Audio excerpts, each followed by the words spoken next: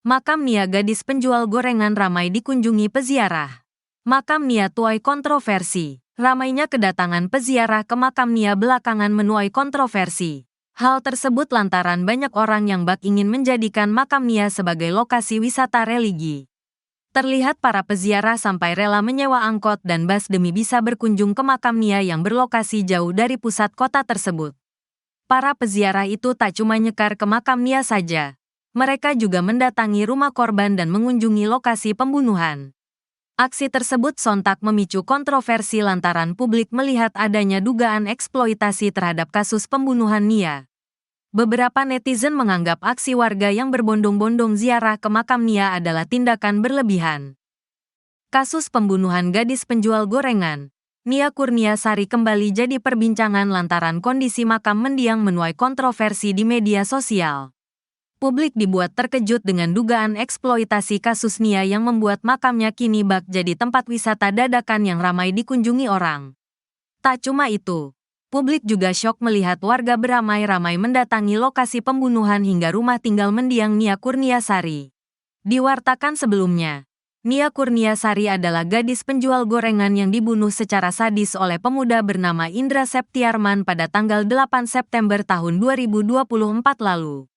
Tak cuma dibunuh, mendiang Nia juga diruda paksa oleh Indra lalu jasadnya dikubur di semak-semak hutan kawasan Nagari Guguak, Kayu Tanam, Kabupaten Padang Pariaman, Sumatera Barat. Atas aksi kejam tersebut, Indra yang sempat buron selama 1 minggu lebih itu akhirnya ditetapkan sebagai tersangka.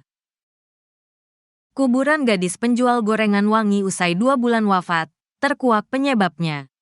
Kasus pembunuhan gadis penjual gorengan, Nia Kurniasari kembali jadi perbincangan lantaran kondisi makam mendiang menuai kontroversi di media sosial.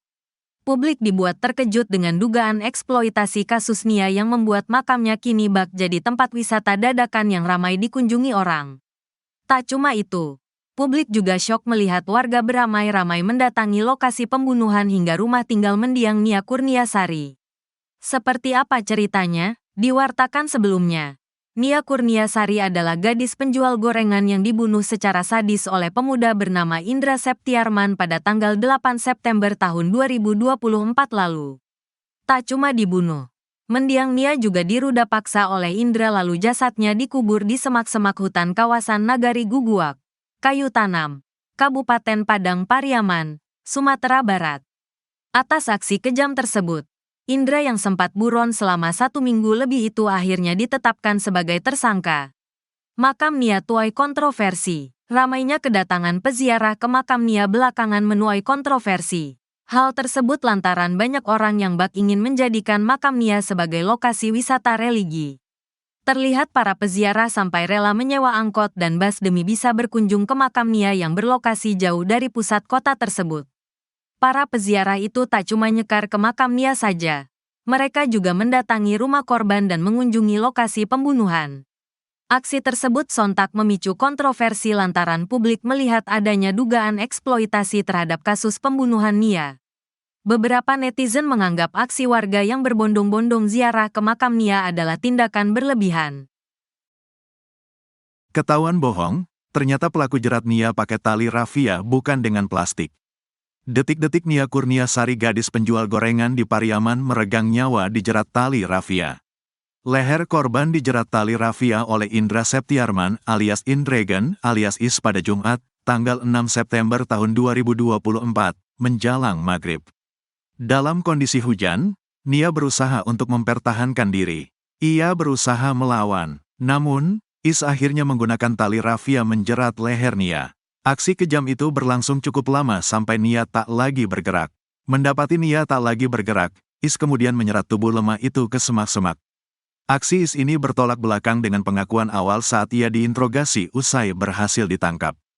Is mengaku melumpuhkan korban dengan membekap mulut korban menggunakan plastik penutup gorengan. Namun, saat rekonstruksi ternyata Is menggunakan tali rafia menjerat leher korban. Melalui reka ulang kasus pemerkosaan dan pembunuhan gadis penjual gorengan, pihak kepolisian menemukan fakta baru bahwa tali rafia merah tidak hanya digunakan tersangka Indregen untuk mengikat tubuh korban tapi juga untuk menjerat leher korban. Dalam reka ulang di tempat kejadian perkara, TKP, 2. Indregen menghadang korban yang hendak pulang ke rumahnya, berjarak ratusan meter.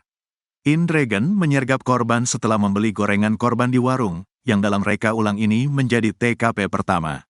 Saat kejadian, lokasi TKP 2 sangat sepi mengingat kejadian berlangsung menjelang maghrib dan kondisi cuaca hujan saat itu.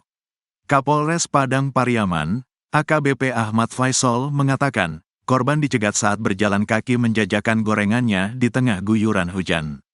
Dalam adegan rekonstruksi, Indregen membekap korban dari arah belakang. Is kemudian menyeret korban ke semak, lalu melumpuhkannya dengan tali rafia. Tali tersebut sudah disiapkan Is untuk mengikat pergelangan tangan korban, jelasnya. Selain mengikat pergelangan tangan korban, Indregen juga menjerat leher korban menggunakan jenis tali yang sama. Paparan adegan memperlihatkan, Indregen melingkarkan tali rafia ke leher korban, kemudian mengeratkannya. Menurut keterangan penyidik, adegan mencekik leher korban berlangsung kurang lebih selama 15 menit hingga korban tak sadarkan diri. Setelah memastikan korban tak lagi bergerak, Is menyeret korban menaiki tanjakan kecil menuju hutan. Ahmad Faisal mengatakan, selama rekonstruksi terdapat perubahan jumlah adegan dari keterangan awal tersangka. Penambahan jumlah adegan ini menceritakan lebih detail perlakuan tersangka terhadap korban. Ada perubahan jumlah adegan yang semula 66 adegan menjadi 79 adegan rekonstruksi. Hal ini terjadi karena ada beberapa perlakuan tersangka yang harus dipaparkan secara mendetail, ungkapnya. Ia mengatakan selama rekonstruksi, kepolisian bekerja sama dengan jaksa untuk mendalami kasus. Faisal menyebut, pihaknya masih harus mendalami kasus untuk mengungkap motif sebenarnya dari tersangka. Terkait indikasi pembunuhan berencana, kami masih mendalaminya. Kami masih mengumpulkan fakta-fakta baru di TKP, sekaligus berkoordinasi dengan jaksa untuk melihat secara mendetail dan kesesuaiannya dengan keterangan tersangka, katanya. Sebelumnya diberitakan, polisi mengungkap ada sebanyak 8 tempat kejadian perkara, TKP, dalam kasus pemerkosaan dan pembunuhan gadis penjual gorengan saat proses reka ulang, Senin, tanggal 7 Oktober tahun 2024. Adapun 8 TKP dimulai dari sebuah warung tempat tersangka melihat korban pertama kali dan membeli gorengan korban. Kapolres Padang Pariaman, Ahmad Faisal menyebut, Is berangkat dari warung lalu mengintai Nia yang sedang menjajakan gorengan keliling kampung. Is melakukan pengintaiannya sembari membawa tali rapi. Ia kemudian mencegat gadis malang tersebut saat melintasi jalanan sepi yang kelilingi semak dan kebun warga, berjarak ratusan meter dari rumah korban.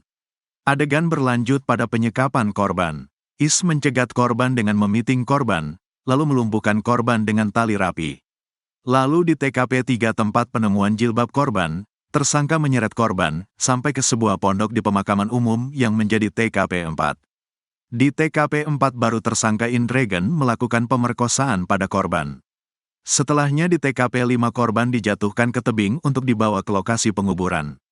TKP 6 berada di lokasi penguburan korban, sedangkan TKP 7 di tempat tersangka mengambil cangkul serta TKP 8 di tempat tersangka membuang cangkul.